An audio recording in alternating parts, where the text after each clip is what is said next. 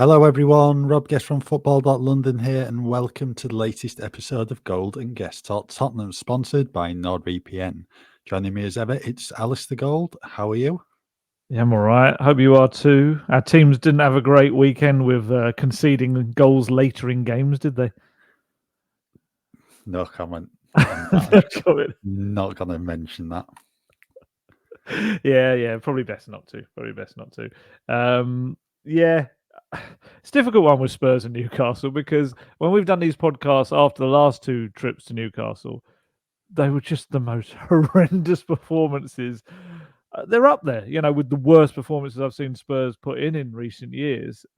So coming on here, it was kind of more. It was almost like embarrassment and anger, trying to just, I don't know, cathartically discuss what happened. Whereas this was really, really different. It was such a strangely different game in that Spurs probably played some of the best football they've played at St James's Park in years. They absolutely pummeled them, dominated the game, 20 shots on goal.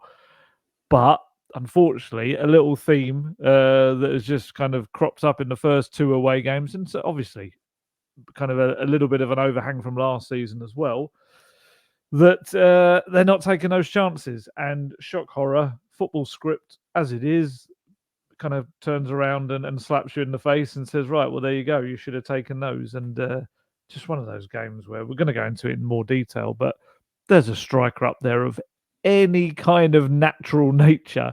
Spurs probably win that 3-0, 4-1, whatever it is. Yeah, very much so. I think I mentioned to you yesterday in regards to the second half, the way Spurs started and once they equalised and kept going, it reminded me a little bit of Villa away last season when they were just like relentless for a period after the second half and went on to score. But Spurs just passed up some opportunities and goals, some good ones, and then massive sucker punch really with one simple through ball from Joe Linton releases Jacob Murphy. And then the score from that with Isak tapping the ball home. Yes, really disappointing to be speaking about another defeat at St James's Park because the 2-1 scoreline doesn't reflect the performance from Tottenham at all. On another day, they leave there with 3 points, or worst case scenario, 1 point. Lots of positives, but again, it's just not putting the ball in the back of the net, and that's proved costly last season, and it will do this season unless they can, manage to score those goals because they are creating those chances. Yeah, this is the crazy thing, isn't it? You kind of buy the solution to all of this. A £65 million striker who scored 19 Premier League goals last season. He scored more than a third of Bournemouth's goals. And a lot of the goals he scored, we've spoken about this before, were the kind of Postecoglou prototype goals. They were, exactly what is needed. And you rock up the start of the season, first game he's injured. And it's like, why do Spurs do this to players? He didn't miss a single game, did he, last season? Comes to Spurs. And you were saying yesterday, we were talking about Richarlison. Richarlison, I looked it up, wasn't really that injured at Everton that much. I had a little look. It was 15 games across 4 years with Everton. He's come to Spurs. He's missed 22 in 2 years. And he actually is probably, there's far more where he's been on the bench and hasn't really been able to play a proper part because he hasn't been fit enough.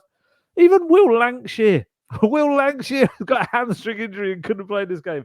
It's like Spurs can't have nice things. They just cannot have all that game needed. You stick Isak at the other end. It has a field day on what Spurs were creating because it wasn't just the 20 shots on goal and Nick Pope making 6 saves. There was so many, and Postecoglou said this afterwards when I asked him about the absence of a striker. He said it wasn't even just about the chances we created. There was so many opportunities when they got into the final third, and there was just the wrong little decision was made and things like that. And there was some. I mean, we're going to talk about set pieces, defensive and attacking, but there was so many little nice attacking set pieces they've been working on. These clever little balls to Son, who would then lay it off to someone on the edge of the box. There were loads of those where shots just didn't quite happen, or there was like Dragusin blocked a shot from, was it Porro? I'm trying to remember who had the shot now. But it was a clever free kick that Dragusin actually got in the way of. Yeah, it was Porro, edge of the area, hit Dragusin in the side, didn't it? Yeah, and that's the thing. Kind of, in a way, it's even more frustrating when you have a game like that, because we know what the narrative is going to be afterwards. We know what social media is going to be like on that trek back from Newcastle. And I spoke to a lot of people on the platform while we were waiting for that one King's Cross train that was coming back because of the strikes. And the general opinion from those who'd been in the stadium, there was an annoyance at the way Spurs conceded the goal, because it was that cliched classic ball over the top goal that they've conceded too many of course. But also kind of an acceptance that it was even more frustrating because the performance was so good. It just didn't have that killer finishing touch at the end of it all. It was a mad game. Spurs dealt with. I mean, I ask you, did you feel like that? It felt like they dealt with the crowd and everything that had been one of the biggest problems for them in recent visits pretty well. Yeah, well, I spoke with Dejan Kulusevski after the game, and that's exactly what he said. They dealt with the arena, he called it, because Newcastle didn't really threaten Spurs much at all. All I can remember first half was Isak clipping the crossbar with a bit of a chip over the top. I think he was trying to dink it in the far corner. Vicario was backtracking, clips against the bar. Emil Kraft had an effort blocked. Then Harvey Barnes curled one wide, and then after the break, Vicario saved from Murphy at his near post, and Vicario didn't really have a lot of saves to make during that game. It was Spurs on top and creating the chances. I mean, what I would say about Spurs' chances, a lot of them were half chances, efforts from outside the box. Sarr forced Pope into 2 saves. Maddison had one edge of the area. We thought that from where we were sat looked right in the top corner, but looking back on the telly, pretty central. Porro then had one tipped over. He hit the crossbar with a deflected cross. I think it was probably only really like the Alasdair chance straight after halftime. What you could Brennan say, Johnson had a good chance when he kind of worked himself a bit of space and he lofted it over the bar. Definitely. But just in terms of clear-cut chances for Spurs, I didn't think there was many. Different story if there's a striker there, because they will be getting chances on goal. Yeah, absolutely. I did think that they adjusted a little bit to kind of, and it's something we've called for, and I think a lot of fans have called for. Sometimes when you're not able to get through a bit of a packed defence, have some shots from the edge of the area. And it's something that Spurs almost have felt like they haven't done, or they've been instructed not to.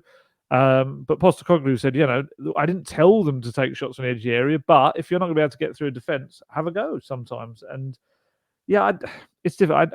I don't know if I'd classify them as half chances when you're shooting from the edge of the area like that, because there's shots on target that Pope is having to fly either side to get. So it's probably just can we have 3/4 chances? I don't know if you can have that, but I know what you mean. They're not like bang straight in front of goal. You've got to score. They're not like those kind of chances. You just try and you look at you. Yes, definitely. I wouldn't say they were like 30 yards out shots. They were like right on the edge of the box. But I know what you mean. It was such a weird game in that respect. I thought there were so many good performances. I thought they dominated so much of the game. But ultimately, if you're going to concede 2 main chances and concede from those 2 main chances, you're kind of undoing all the good work that the defence had done, because I actually thought the defence had done well on the day. Afterwards, everything's clouded by anger. Everyone's a bit annoyed, and they'll look at all these things and say the defence was terrible. They weren't. They weren't on the day. Even without Van de Ven's pace, they dealt with a lot of. I mean, Isak was barely a presence until right at the end, really, with that moment. There was a lot of the Newcastle journalists were saying that he was like anonymous, and that was because Spurs nullified them. Set piece defending, they did really well. We'll talk about that in a bit, and the way they've changed that up and how that was quite noticeable. And I thought they kind of all knew exactly what to do without Van de Ven there, and which one's chance it was to do stuff or time to do stuff. Dragusin made some great kind of saving tackles. Yes, the high line is going to create some chances for teams. Maddison summed it up quite well a couple of weeks back when he was saying it often looks worse than it is, the high line, because a lot of the chances will be flagged offside, or they will then be marshalled to areas of the pitch where they can't really do anything with the ball. But you'll see someone running through and it automatically looks, the high line, they've been caught out again. but that's kind of the point of the high line, and that's why they can get the goals at the other end. Teams are going to be obliterated before they even get a chance to have one run over the top kind of thing. But yeah, frustrating game in that there were so many positives, yet ended up being a negative scoreline. I'd actually go as far to say, and this is probably going to be an unpopular opinion, I think there's been more kind of promising things I've seen in these first 3 games of the season than pretty much of the second half of the last season. I just think there's loads of stuff I can take from these games that I can see that's being built defensively, weirdly, and also attackingly. And attackingly, that's not even a word, but in attack. And it just needs that front man at the top of it all.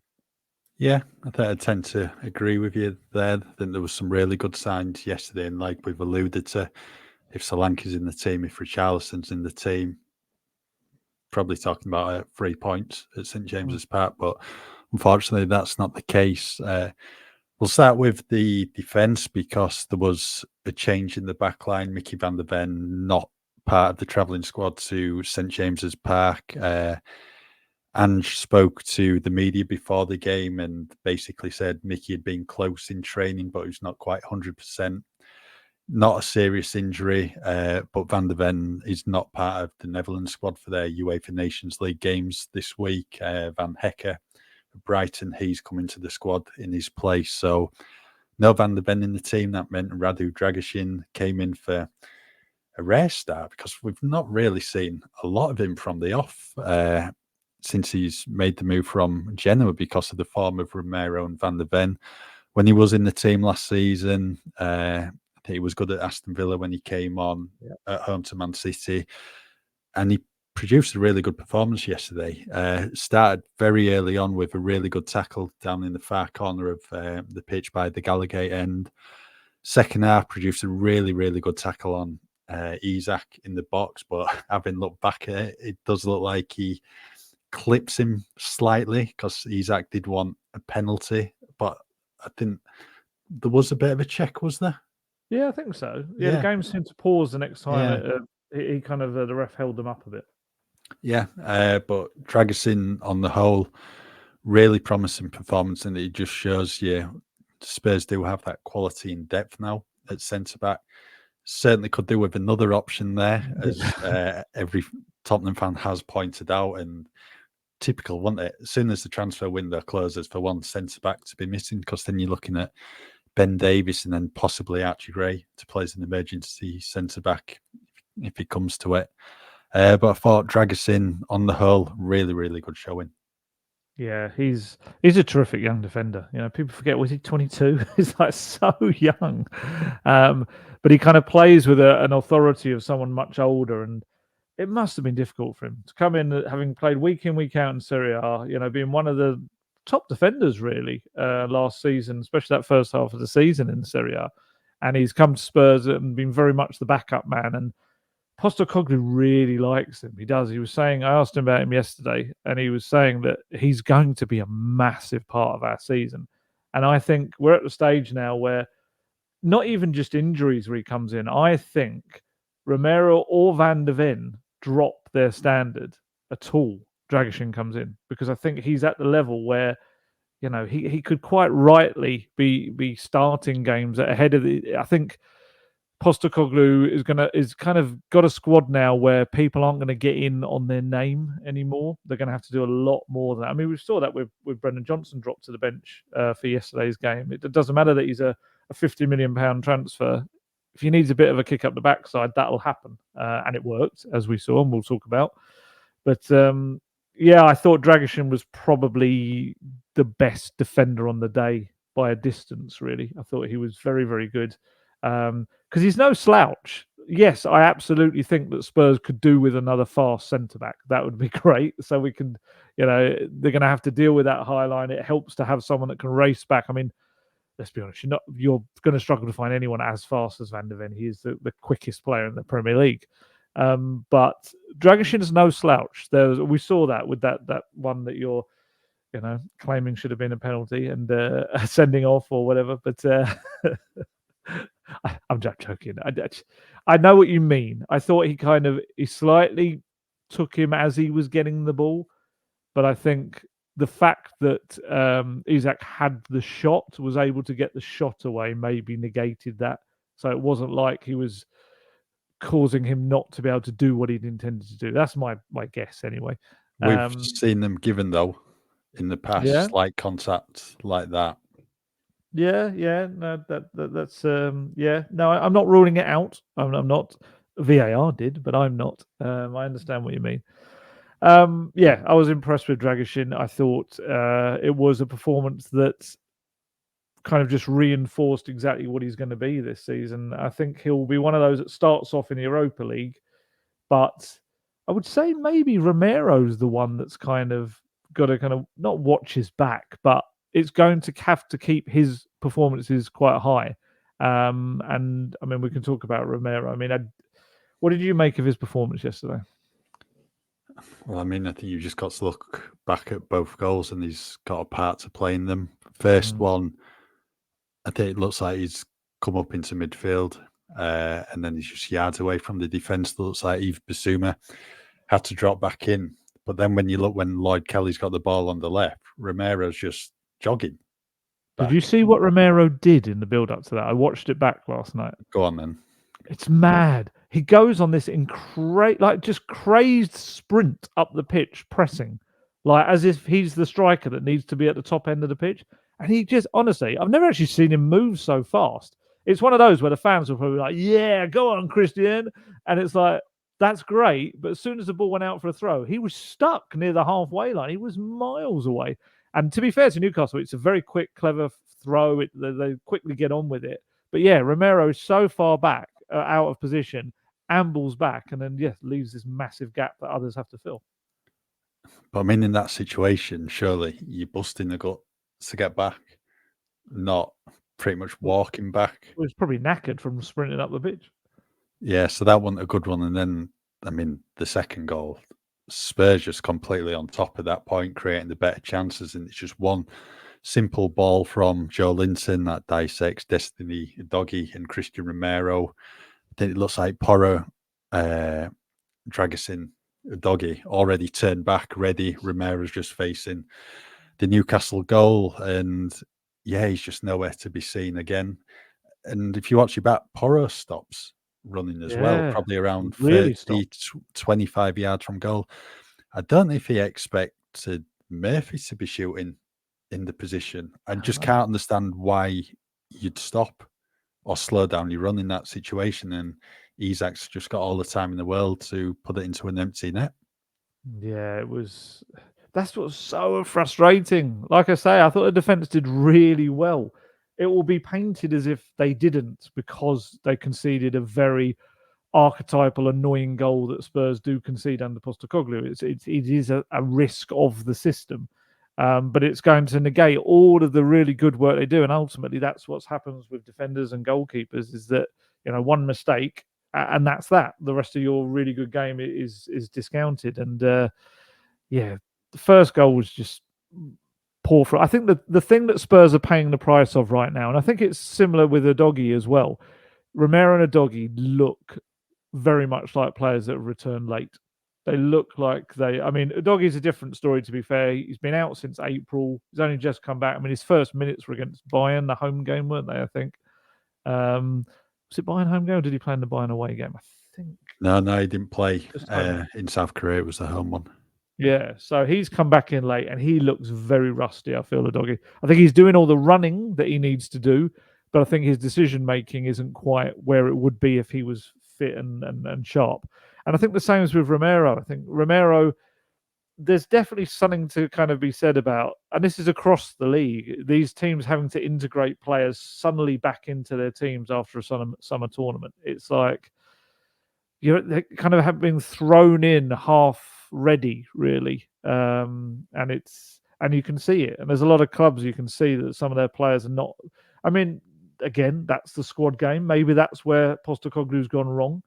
Should he be not using these players until they're up to speed? But then you've got the catch-22 of they kind of need to play to get up to speed. It's like just a bit of an awkward one. But Romero, second goal, he's kind of almost standing up, as in like about to push out for an offside or something without even looking at the line. and all the other three are turning on their heels to get back. And yeah, Porro, whether he just thought, I'm not going to make it, I don't know. But that's a dangerous attitude in itself, because who knows? Isak could have had a shot that bounced out like Vicario got to, and then he's there to take advantage of that. A doggy, it was very unfortunate and awkward looking, kind of tripped, didn't he, on the heels of Murphy as he was running through and fell on his flat on his face. Dragusin was the only one that looked like he was maybe going to get back. It's just a poor goal to concede. It really was. First one was poor in that they were all over the place and Romero had come out of position. Second one was just, that's exactly the kind of goal they'll train every single day to be ready for because of the high line. So that's what made that one the more frustrating. And we saw them before the game going through their warm-up. Matt Wells was really working with the back four on their line and keeping that line tight. 2 moments where Romero goes wandering, and that's that. And to be fair, didn't have a great one for the Vardy goal at King Power Stadium either. So you could kind of argue all 3 Spurs goals this season have come from Romero doing something that isn't really helpful to the rest of the team. And this is, we've said this before, it's kind of the season where I think he needs to show everyone just what a terrific defender we kind of know he is, and that obviously everyone in Argentina knows he is. But yeah, a couple of sloppy moments and it can undo an entire afternoon's work. Yeah, it's just switching off at completely the wrong time. And it's happened, numerous times over the past few years at Spurs, and it kills them at times. In terms of Doggy's fitness, yeah, that's completely understandable. I mean, they had surgery, what was it, end of April? Yeah. But for Romero, he's been playing all summer for Argentina as well, so he should really be sharp.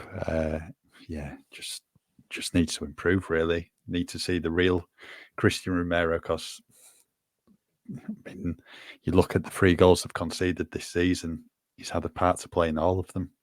Would you put Dragusin and Van de Ven together?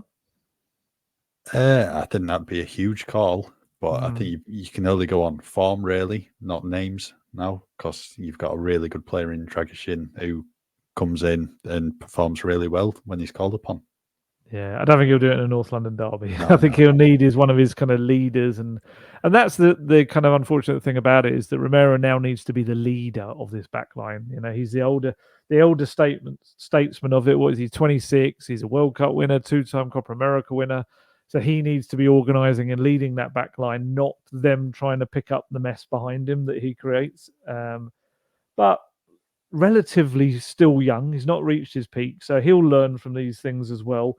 And I do think it's a fitness thing. I do feel like in the first 3 games, from about an hour onwards, you've seen a bit of a drop in his concentration, his ability to get back. I know the first goal was first half, but I do feel like in the second half, I've noticed that with him. And yeah, I think we've said this before on the podcast. I do feel like this season maybe is going to be a bit of a flip round version of last season, in that I think Spurs this season are going to have a lot of players that are going to get sharper and sharper as it goes on, and they've got the squad to deal, hopefully, with some of the injuries, other than up front, if they're going to get 3 strikers out, 2 and a youngster. But on the whole, yeah, I think they'll get stronger as the season goes on, rather than maybe weaker like they did last year. Yeah, I can't see Romero dropping out the team for North London derby. I mean, you go back to the game in April, and he was probably Spurs' best player on the day. And I think he was in the press conference, Ange said he needs to get a bit of Christian Romero basically in the rest of the team. Yeah. So, yeah, he'll be a key player once again. Not really ideal jetting off over to South America for a couple of games, but it is what it is, unfortunately. Are the minutes helpful as long as he doesn't get injured? Yeah, I think so, because if it is a fitness issue, that's the one thing you need. Minutes on the pitch, and he's always going to play for Argentina because he's such a crucial figure at the heart of defence for them. Well, they're not easy games either. I don't know if I've got them here somewhere. I feel like there's something like maybe Chile and Colombia, so they're not gentle games for him to kind of ease into the September window in international break in either. No. We'll talk about Brennan Johnson now, because we saw a bit of a change at half-time. Pat Matassar, who was on a yellow card, he was hooked. Brennan Johnson came on. That meant Dejan Kulusevski, who was starting as the striker, dropped back into a midfield role. Son went up front and Wilson Odebear moved across to the left. Spurs looked so much better when Brennan Johnson was on the pitch. Number of positive runs. Almost got an assist with his deflected cross, reaching Odebear, but I think he just needed it wide in the end or over. Couldn't really tell from the angle we were sat in the press box, and then had a key role to play in the goal. And we've seen it quite a lot of times when Johnson's been in the team and struggled and then dropped in the following game. He always comes back in and makes an impact. I can remember Brighton at home scored the last minute winner. 2 assists against Crystal Palace. I think that was around March time. And then Luton at home as well. I think he was on the bench, came on and got an assist. So he just seems to work. And that's probably something what players need, just to be dropped, gives them a bit of a kick up the backside. And then all of a sudden they realise they need to be top of the game if they want to be back in the starting 11. And Ange's decision certainly helps Brennan Johnson. Yeah, and I don't think it's a case that like he's better from the bench or an impact player or something like that. I think he can play that role. I think it is. I think it's just like a bit of a psychological jolt that he needs sometimes, just to kind of kick him back into gear, because he's often pretty good in the next game as well, which he invariably starts because he's come on and done well. Nobody fits the Postecoglou's system for me probably as well out of the attackers as Brennan Johnson does. I think he gets it. I think he knows what's asked of him. I mean, there was a low ball across the box late in the second half where he just whipped it into that perfect area, because that's what they're drilled on the training pitches. Don't even look up. Just get there, hit it across the edge of the 6-yard box, and your fellow attackers will be running into that area. There'll be someone in the middle, be someone at the back post. So he does that time and time again. And there was one yesterday which just split the Newcastle defence and the keeper perfectly down the middle. Not a single Spurs player was anywhere near it. And it's one of those where probably the first thought will be like, oh, why is Johnson hitting into an area? There's no one there. What a waste. And it isn't. He's done the right thing. It's the rest of the attackers have not made the movement they're drilled every single session to do. I think that was one of the things with Odebear for me. While I think he's very exciting and he can beat a man with ease, I don't think he entirely gets what he's meant to be doing yet, and that's going to come with time. Probably the example you gave of where they kind of need the ball over the goal, that was probably the best example of him getting it. That's where he needs to be. And Johnson is quite good at that. When the ball's on the other flank, you'll often see him at the back post. And actually it worked for the goal. You know, Maddison has a shot, and Brennan Johnson is there racing kind of to follow up on the other side, and actually did very well to kind of like slide and knock it back across the goal, and actually also Pope did very well to then get fingertips to it, only for Burn to just smash it into the net off his shin. I think it was absolutely dreadful. But yeah, Johnson contributed so much.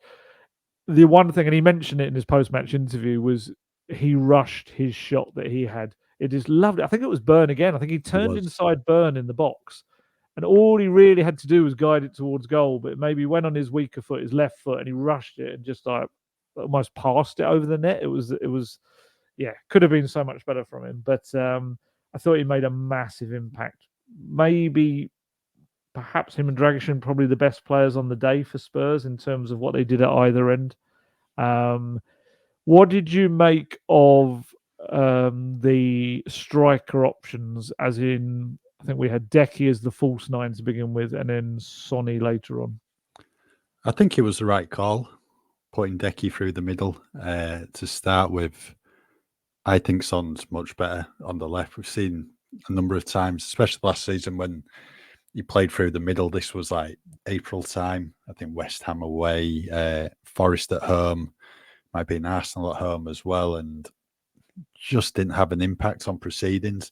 So we can understand Ange going with Kulusevski through the middle, because he played really well there in pre-season and on the final day of last season at Sheffield United. But the issue was, and you showed me a graphic, I think this was after the game, within, was it the first 50 minutes or something? Yeah. It showed the average position of each Tottenham player, and there was no one in the 18-yard box where you want your striker. And that's where Solanke's gone to be. That's where Richarlison will be if he's starting. And it's just one of these things, isn't it? The injuries in Tottenham, they always seem to happen, and the key to an Ange Postecoglou team working is just having a striker in the middle of the pitch who can, take these chances which come the way numerous times over the course of a game. So, yeah, I think it's quite clear to see now Kulusevski's just not going to be given a go on the wing. I think Ange sees him as central in the midfield or up front if required. And I think he's a good emergency option to play up front if needed, but he's not a striker. He doesn't have that natural striker's instinct when you want your front man to be in and around the box and waiting for those crosses to come in. Yeah, I think it's probably a collaborative thing with Kulusevski in that I think he's probably also said, I see myself as a midfielder, as like a number 10/8, and if you want to use me there. And I think he's terrific there. I genuinely think that he's probably the biggest threat right now to both Sarr and Maddison, because I think he looks like a terrific option there. Because not only going forward, I think he breaks up play a lot for the opposition. He works incredibly hard. Probably maybe him and Porro, Sonny to a degree, probably the fittest players in that squad as well. The ones that have had a really strong pre-season, they're all really sharp. Decky can run from minute 0 to 99 and still be putting in the same amount of effort and levels. And he looked really good. I felt, and even more so in the midfield role. But yeah, Johnson for me was the impact man. I understood why he took Pat Matasar off, because he'd played quite well the first half. He'd done well, was very mobile, had a couple of shots that had tested Pope as well. But ultimately, you get a yellow card, and as Ange said after the game, his game is about kind of getting in the face of the opposition and little kind of nicks of trying to get the ball off of people. And being on a yellow was just too iffy for him. And he also felt that they maybe needed another runner. And to be able to return to that trio that played against Everton in the midfield and played well, I think it did work again. And Johnson, I was glad for Johnson. I do feel like he's kind of now on the end of the boo boys a little bit. It's almost like all the scapegoats have been gone out the club in this massive turnover of players, and now he's the one that. And I get to a degree because he's a £50 million player, and some of his performances haven't been up to that standard this season. But I do think maybe people don't take into account that he's just 23 years old. He's a young player. 15 goal involvements last season in his first first season at a big club.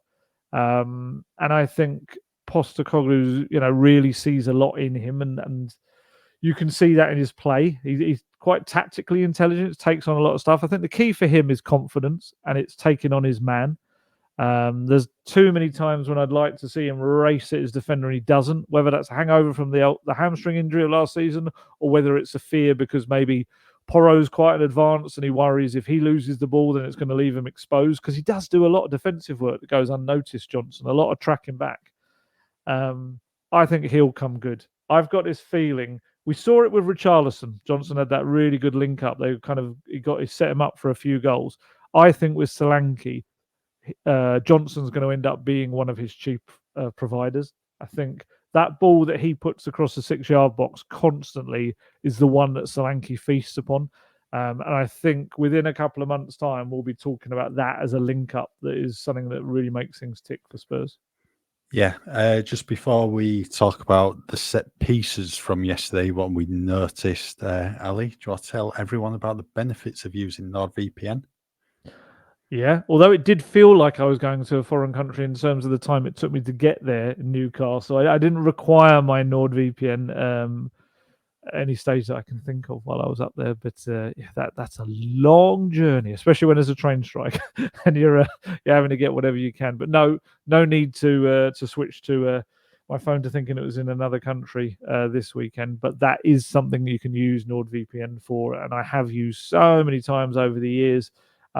Heading off abroad, make your phone think it's back home in the UK or your tablet, whatever it is, and you can just watch everything you would normally watch at home on your paid-for subscriptions. Or likewise, you could make your phone, when you're in the UK, think it's in a foreign country, and you can use that to perhaps, I don't know, get streaming services from those countries that you couldn't be able to access normally, or use it to book yourselves flights maybe from your destination country, which might be cheaper than booking it from your your country where you're taking off from as well. And I mean, one thing technically I could have used it for in Newcastle is it does help you if you're using public Wi-Fi. You can, if there's something that might be a little bit iffy, you're thinking it might have people trying to get stuff off of your devices. NordVPN does have a security element that locks down a lot of what you're doing when you're using those sort of things. And not only that, but you should know about this by now, NordVPN is the fastest VPN in the world. And that means no buffering, no lagging, and you can stream your favorite shows from anywhere in the world without your bandwidth throttling. And on top of all of that, because they're partners with Gold Guest Talk Tottenham, we've got a brilliant deal with them as well, which adds loads onto the 2-year plan. I mean, you can get the best discount possible off your NordVPN plan by going to nordvpn.com/goldguest. And our link will give you 4 extra months on that 2-year plan. There's no risk either with Nord's 30-day money-back guarantee. And in case you missed it, that link, the URL, is in the podcast episode description box.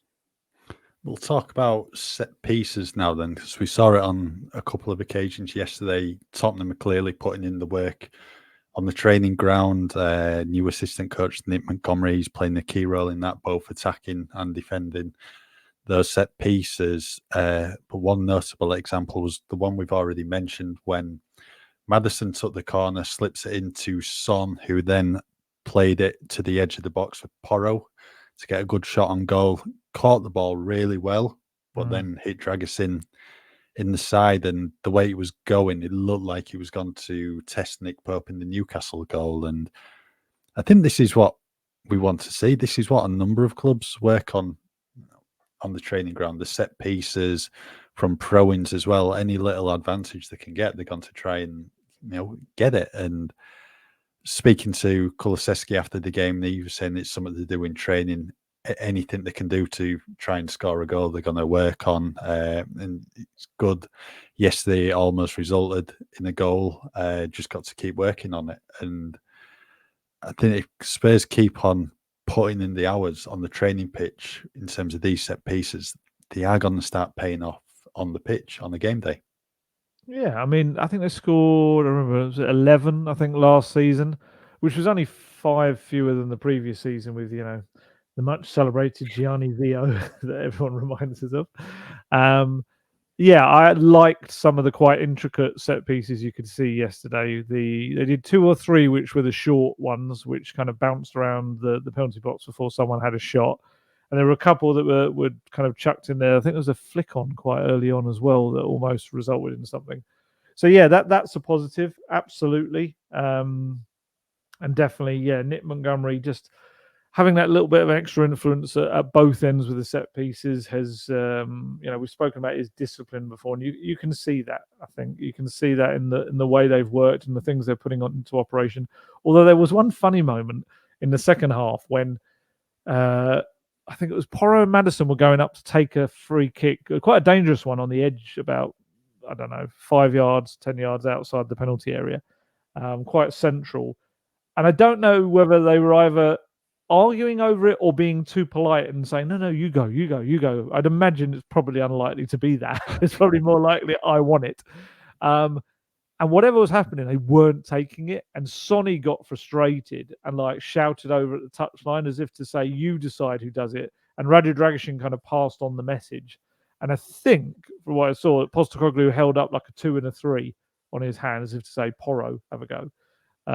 Which was weird, I mean, players should be able to sort that out amongst themselves, or maybe even Sonny as the captain just say, no, you have it, it's your turn, kind of thing. But it was like this weird thing where you could see Postecoglou was like, what? Well, I've got to kind of do this.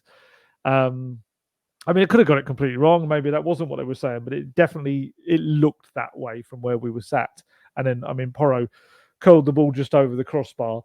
Porro has a lot of shots. You notice that during the game. He has a lot of efforts, and he does lean back a fair bit. I mean, he hits some beauties. He scored some lovely goals and tested Pope with certainly that one dipping one that was tipped over yesterday. But yeah, he does hit a few wild ones as well. And yeah, that was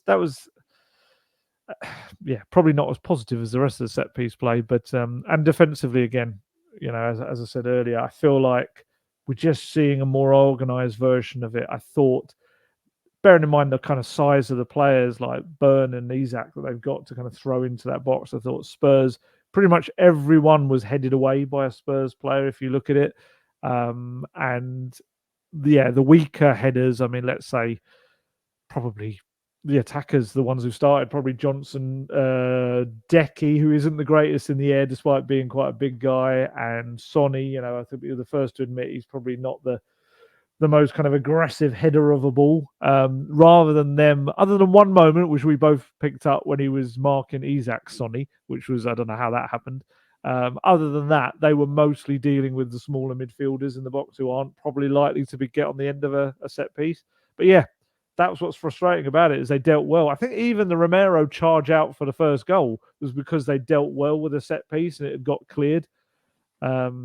Yeah, so again, it's small little bits and pieces that are improving. And I think throw a Solanke or a Richarlison to that mix, at both ends, those set pieces become more dangerous in the attacking sense. And there's another tall, good header of the ball from the defensive side of things. So this is what I mean, is lots of incremental little positive things that I feel like have been worked on this season, but just silly little things, silly little lapses or missing players have just prevented them from really starting the season. This should be 9 points from 9, the way they've played. They just haven't turned it into the points. Yeah, a couple of tough games coming up on the calendar. Arsenal, I think it's Brentford at home. Yep. Then you're into the Europa League games, Karabag first up, and then Manchester United away. So it's going to be a busy end to the month and a time when Spurs need to be getting the points on the board after dropping them in the Newcastle and Leicester games. Since we last did the pod, it was last Thursday, quite a bit's happened since then. Feels like an age ago, doesn't it? It Feels does. like a lifetime ago. We've had the Europa League draw, what we'll speak about shortly. But first, on Friday, it was transfer deadline day. 11 p.m. was the deadline. All Tottenham fans were hoping for a busy day, a few more incomings. That wasn't the case. I think it did look beforehand that it was going to be pretty quiet. Then Ange said in his press conference, no new incomings unless there's going to be a bit of a late surprise in the transfer market for them. But one play we did see head out the door was Giovanni Lo Celso, and that was always expected to happen, a return to former club Real Betis, where he was so good in Andalusia in his season there before making the move to Tottenham in 2019. So he's returned to Betis. I think it's a good move for all parties concerned. He just needs a fresh start because his club career has gone backwards recent seasons. He's just not been getting the minutes, whereas on the international stage he's such a key player for Argentina. So there's an agreement with Betis, which is quite unusual, involving Johnny Cardozo, their midfielder.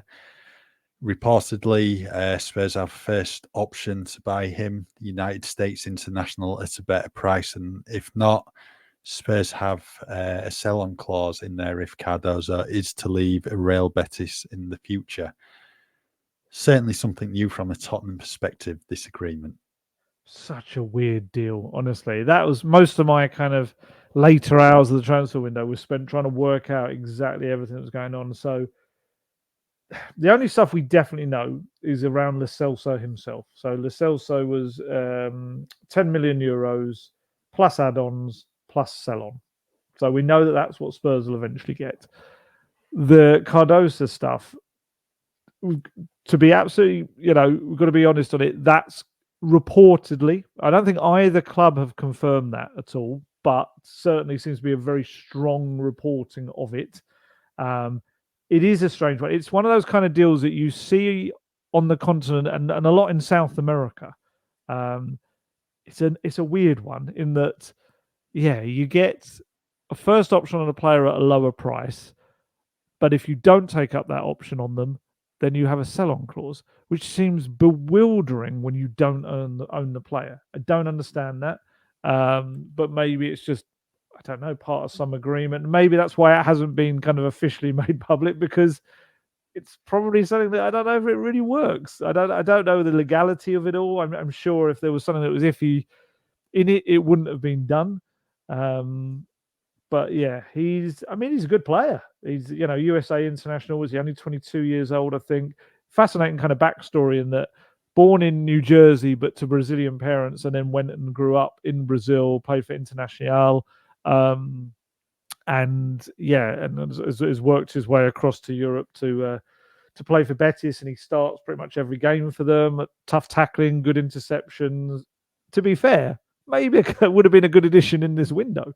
But yeah, it just looks like he's a player that now Spurs will keep an eye on. I've had people already asking, are we including him in the loan roundup? It's like, no, we are not including him in the loan roundup.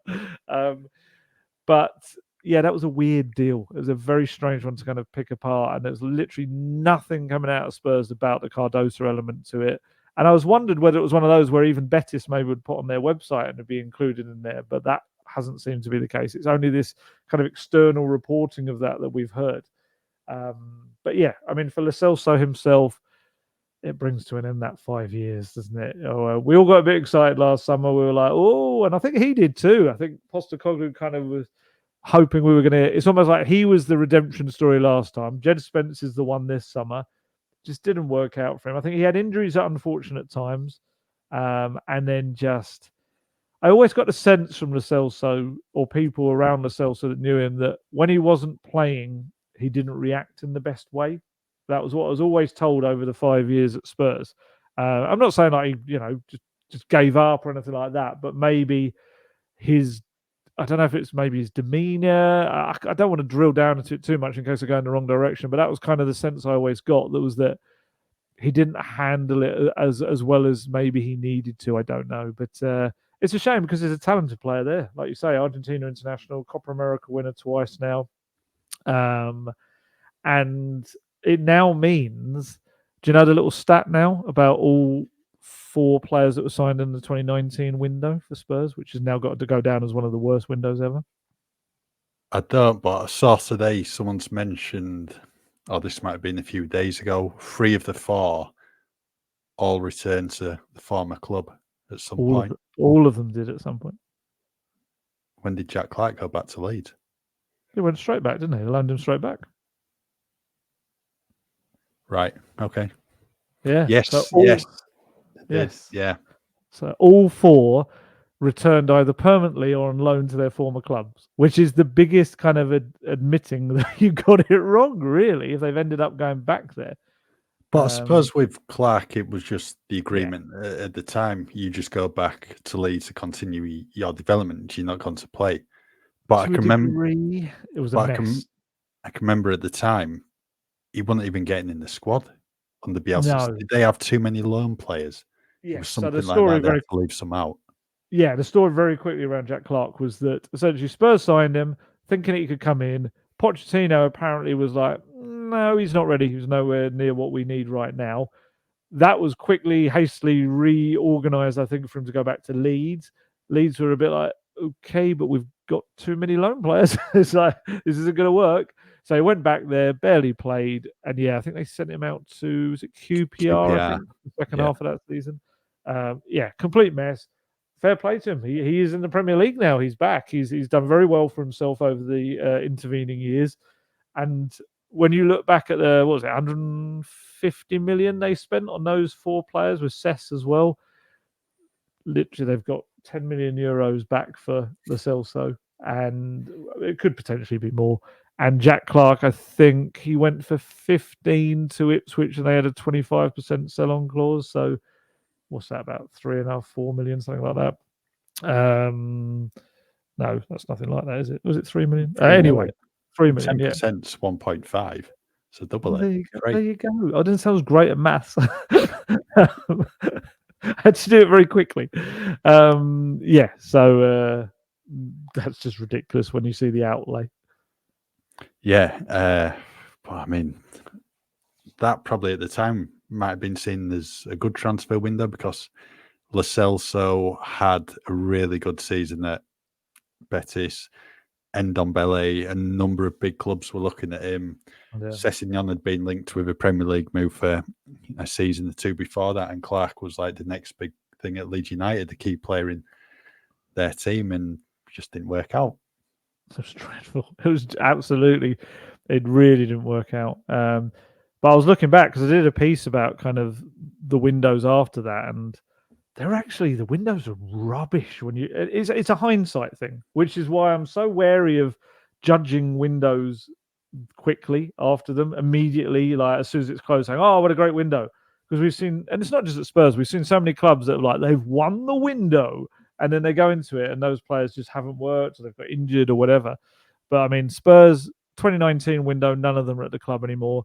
2020 window, I think pretty much most of them, bar one, have gone, and it's gone out of my head who that one would be. Reguilon's the last Reguilon. remaining. That's it. I think technically was Alfie Devine. Was he 21, 20? It was one of those that he came in. I think Alfie was 2020. Yeah, so it was. I think it was him and Reguilon were the two, and obviously both of them could be heading off. Even 2021, everyone was like, oh, Fabio Paratici, he's going to work his magic. Most of those players that came in that window are probably kind of a little bit, did it work kind of thing now. Maybe the same with 2022 as well. Even the likes of people like Basuma, it's a bit like, and Richarlison, have they been successes? You probably can't say they have yet. They could well be, but yeah, this has kind of been the key thing I think for Postecoglou is just to improve the transfer windows with the new recruitment team, and we mustn't forget, because it is such a ridiculously embarrassing stat. He's the first manager in half a decade to have a second summer transfer window. Spurs haven't given that luxury to anyone. So we'll soon see whether building on a foundation rather than constantly chopping up like a Frankenstein's monster of a squad for the next manager who's completely different to the last, we might actually see that work. So it might be one of those where people might, don't get me wrong, I still think they could have done with another one or two signings, particularly that left side on the defence that we'll keep talking about all the time, no doubt.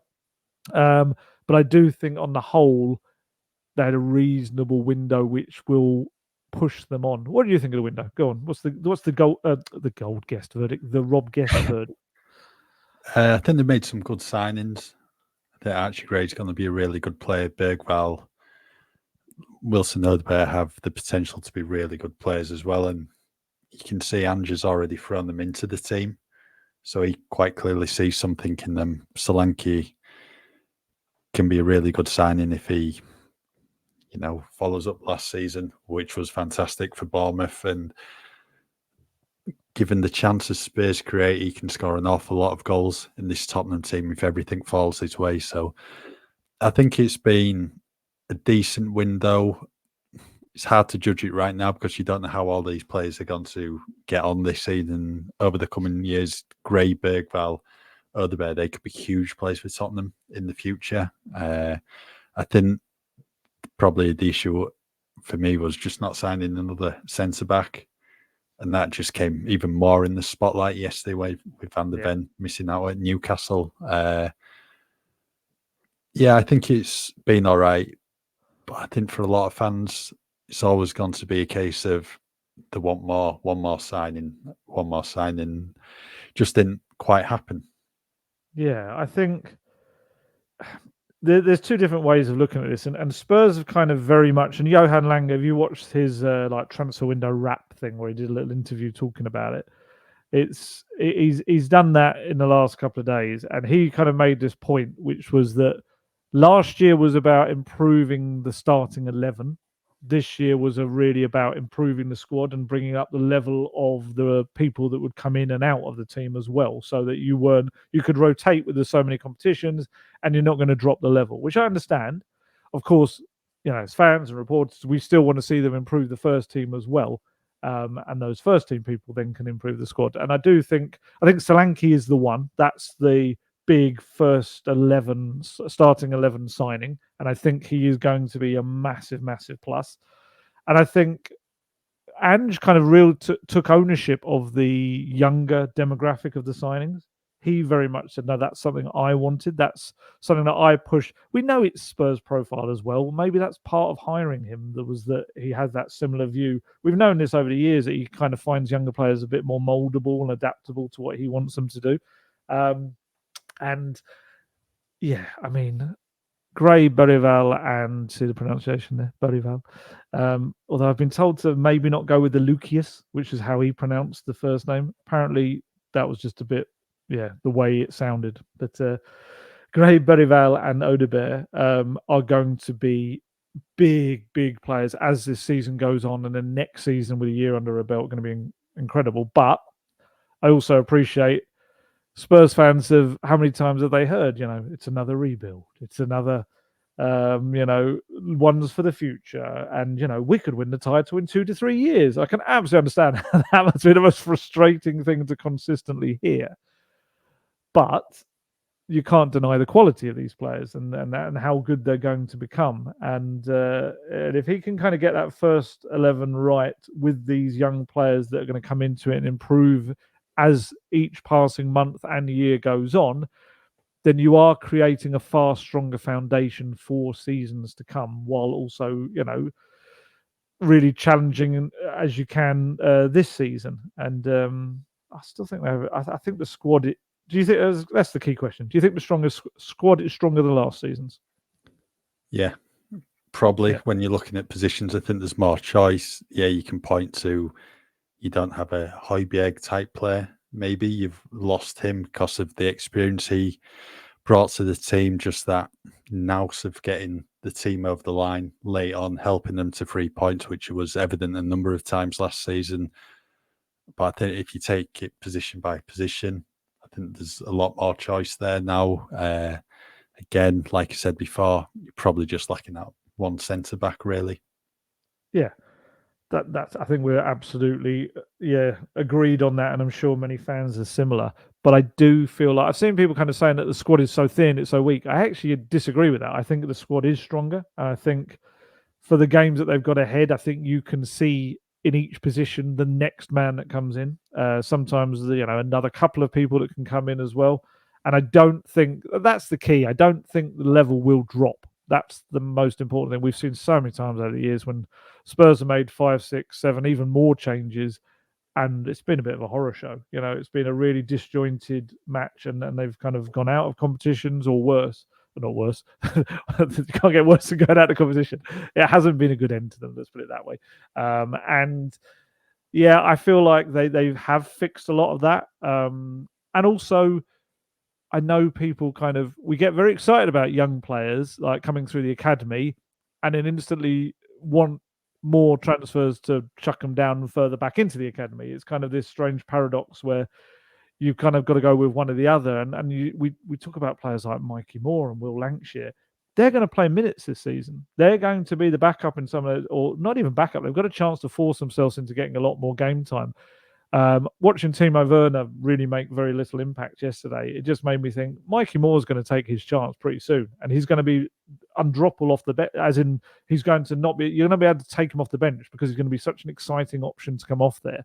And Will Lancashire, if he didn't have a hamstring injury this weekend, he's on that bench and probably getting minutes against yesterday at Newcastle. So I think those two players in particular are going to get game time. And then when you see that, then the squad's even stronger. It might not seem at the moment because we kind of discount young players, but I think they're going to get time. It's like I say, I think there's a lot of positives so far, but just the kind of iffy results in two of the games, which haven't really reflected the games, have changed a little bit the mood. They always lose before international break. What is that all about as well? Makes our jobs very difficult when having to write about stuff and everyone's a little bit down. In terms of the transfer window, then closed on Friday for Premier League clubs, 11 p.m, but there's still opportunities to do deals because today we're recording it Monday lunchtime. There's the Portuguese and the Dutch transfer market still open. Saudi Arabia as well. They close a little later on today. Greece and Turkey, they close next week. So there's Sergio Reguilon still to head out of the door, and there's question marks over what's going to happen with Alfie Devine because he didn't get a loan move to a championship club or elsewhere. Reguilon, surely he's got Turkey written all over him. Got to be. There's quite literally someone's written Turkey. Yeah, there's choice there. Galatasaray, Fenerbahce, even Besiktas are maybe in his position, given his contract status, do you just ride out the last year of your contract and then have maybe the pick of the clubs next year? But then again, he's in a situation where he needs to play because he's not played a lot of the past 2 years. Yeah. Yeah, there is a little part of me that worries that he might end up being one of those players that sits out, maybe even waits to January till he can see who can negotiate with. I don't know. But it was just, like you say, last season was actually quite good for him in terms of the loans and gave him plenty of game time. But I mean, that Atletico season was just a horrendous one with illness and injury. He needs to play football. Yeah, I know what you mean. I can see the Turkey angle. It sounds weird, but people know what we're talking about. Yeah, I mean, the Saudi one closes today.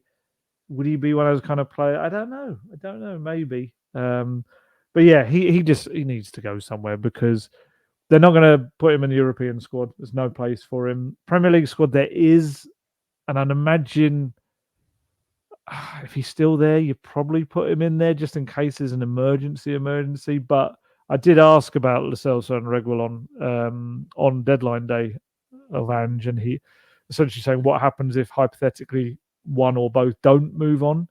He was quite clear. The way his language he uses almost sounded like they won't even be involved with the first team. The way he it was quite strong. It won't affect us in the first team, as if to say, yeah, you're not going to be with us. Yeah, we'll see what happens with him. Alfie's a different case. Alfie's, had a brilliant summer with Spurs. He did really well in pre-season with the first team.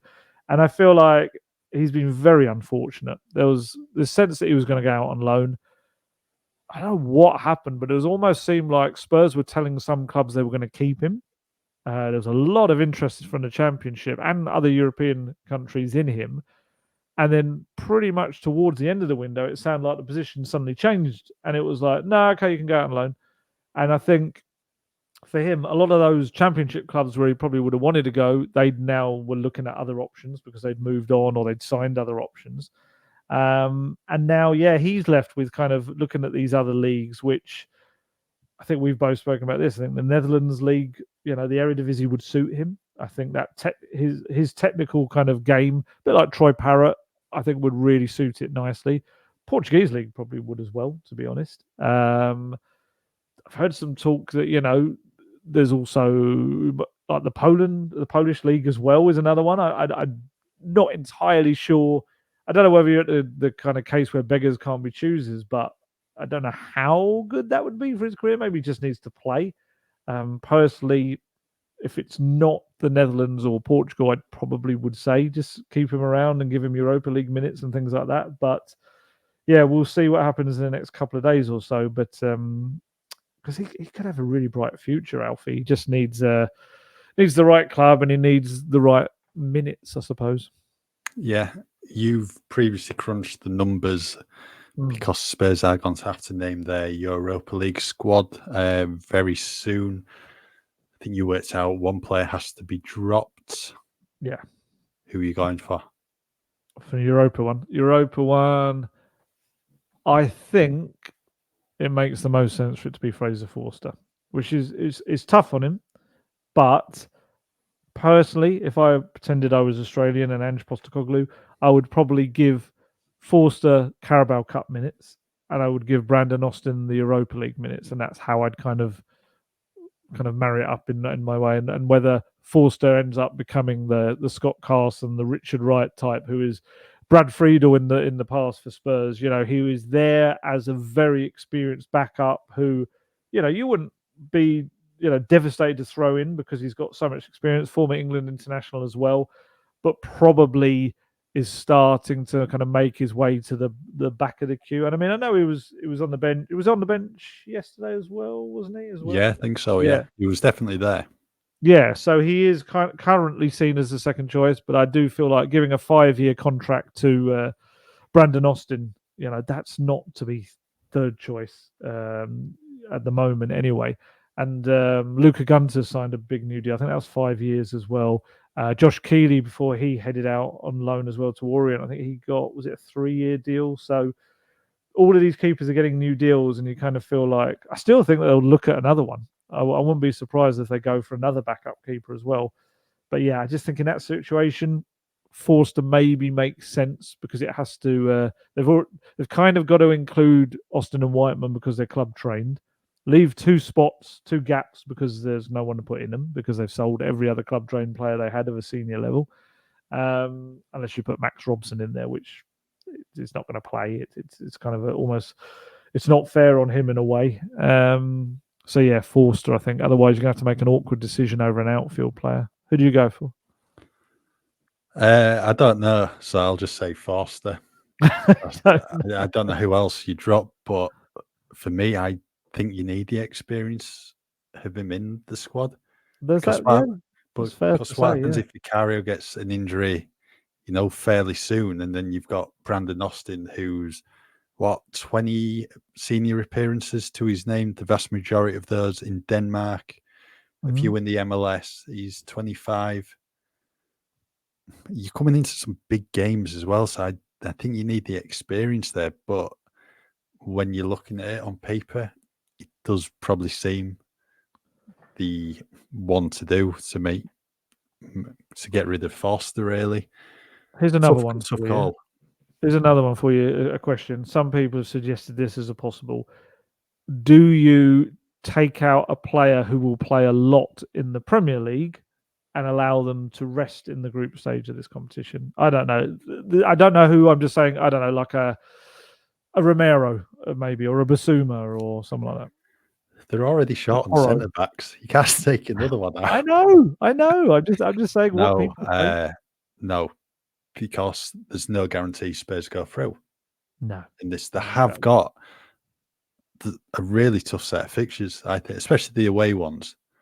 Well, I'll go through the fixtures now, so we're going to speak about it. So it's Karabag at home. That's end of September. Then in October, Ferencvaros away, AZ Alkmaar at home.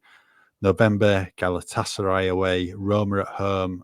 December's Rangers away, and then in January, Hoffenheim away, Elfsborg at home. I think home games, some decent ones there, favourable. The Roma one's going to be incredibly tough, but you're looking at the away ones, you'd imagine they're going to win in Ferencvaros. It will be a tough game, but Galatasaray, the atmosphere there, that could be incredible.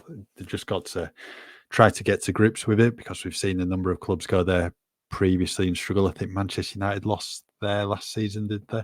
Yes. Or drew. It was like 3-3. Sanchez score twice or something, or get a goal, an assist or something. Yeah, I think that might have been at Old Trafford. That one might have been, but I think it was high scoring in Turkey. Rangers, that's going to be a really interesting atmosphere as well, because we saw it a couple of years ago when they got to the Europa League final, just how powerful the crowd at Ibrox can be as well. So that's going to be a tricky one. And then Hoffenheim are a decent team as well. So I certainly wouldn't be taking regular first teams out of the squad because there's no guarantee Spurs are getting through in this. No. Yeah, no. I must make it clear that's absolutely not something I would ever suggest in a million years. But it was one theory. Let's put it that way.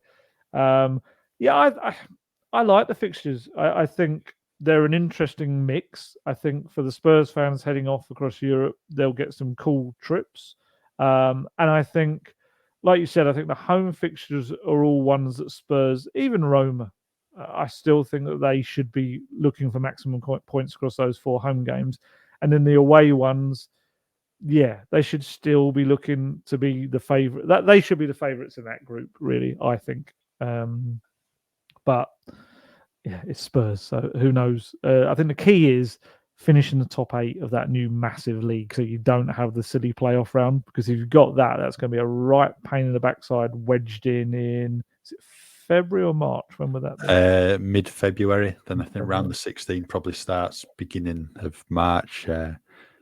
It's going to be good. This I think there's a lot of critics about the new league phase, and you can understand why, because there was nothing wrong with the previous group stage. No, I did like the draw for the Champions League and Europa League. It was good to watch, getting 8 different games rather than playing 3 teams in the group, because there's a lot of groups where you know the top two who's going through, and then on the Yeah. odd occasion you get the odd group of death. But I think, yeah, well, I mean, you've got to be on it from the get-go, really. First game up until the last game, there's going to be still so much to play for on the last game, because I mean, you could get it when there's, I don't know, 10 teams separated by a point when you're looking at the top 8 in the final round. Yeah, I like the fixtures. There's some tough ones there, and it's just going to be nice to have European football back on the calendar. Yeah, absolutely. And there's some nice little narratives in there as well. You got the Troy Parrott derby with RZ coming back to the coming to the Tottenham Hotspur Stadium. You've got Big Davinson Sanchez, Galatasaray away as well. Rangers, the Postecoglou narrative of going to Celtic's, rivals. I'm sure, as he said, they're going to love him there. That's going to be a lovely reception he'll get. Karabag, Spurs played Karabag, didn't they, a few years back? I feel like Did they? I feel like they did. I can't remember. I can remember, I think, if Arsenal played them or someone else has played them. But I think the good thing with the Karabag game, it's at home rather than travelling all the way over to Azerbaijan. Because I was having a look at Tottenham's fixtures directly after Europa League games. 5 of the 8 are away from home.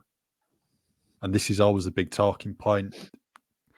Clubs, managers always ideally want a home game straight after, because Jurgen Klopp was always on about 12:30 kickoffs on a Saturday directly after a European game in midweek. But yeah, he's going to be good. Yeah, 2015. That was when they played them. Europa League group stages, won 1-0 away and 3-1 at home. I thought they did. I remembered it because I always remember thinking it sounded like carrier bag. And just random things that stick in your head. Right, I think we'll leave that there for today's latest episode of on a carrier bag. We're gonna leave it on carrier bag. Good way to finish. Dreadful way to finish that was. We'll be back next week, maybe end of this week. Wilma will be with you on the podcast anyway. Why is that? I'm away. Oh, right. Okay, fair enough. Okay, Yeah. I hope people are keeping score. This isn't a holiday. It's to test NordVPN out in a different country. That's all it is. Yeah. Nicely worked there. Nice. Oh, well, you can talk about them on the next pod. I'll leave that for you. That's your little segment. Right. We'll be back either later this week or next week. In the meantime, just keep with us at football.london for all your latest Tottenham news. If you go to nordvpn.com/gold guest, not only does our link give you 4 extra months on the 2-year plan, but you'll also receive a data voucher. There's no risk with Nord's 30-day money-back guarantee. The link is in the podcast episode description box.